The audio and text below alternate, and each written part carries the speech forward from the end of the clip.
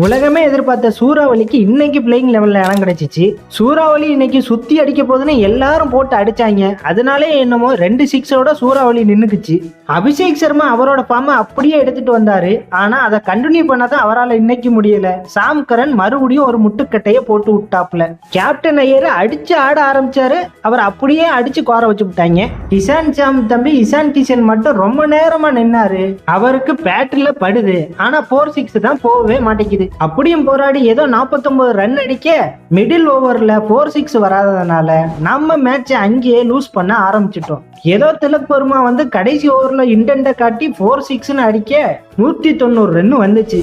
அடுத்து வந்த இங்கிலாந்துக்கு ஃபர்ஸ்ட் ஓவர்லயே 2 விக்கெட் எடுத்து சிங்கு சங்கு ஊத அவரோட 2வது ஓவர்ல புரூக் வந்து அவருக்கு சங்கு ஊதிட்டாப்ல. அதுக்கப்புறம் வந்த பெத்தல் தம்பி அன்னைக்கு அடிச்ச அதே அடியை திருப்பி அடிக்க 10வதுக்கு ரவி பிஷ்னாய் நோ பாலா கொடுக்க இங்கிலாந்து 19 ஓவர்லயே மேட்சை முடிச்சுட்டு போயிட்டாங்க. உலக கோப்பையிலேயே டாப் ஆர்டர்ல ரைட் ஹேண்டர் இல்லைன்னு அடி வாங்கி சஞ்சுவை உள்ளே கொண்டு வந்து அந்த மனுஷன் உங்களுக்கு அடிச்சு ப்ரூவ் பண்ணாப்ல. மறுபடியும் அவரை வெளில தூக்கி போட்டு ஒரு கேம் ஆடுறீங்க. என்னதான் பண்றாங்கன்னு தெரியல. உங்களுக்கு தெரிஞ்ச கமெண்ட்ல சொல்லுங்க மக்களே.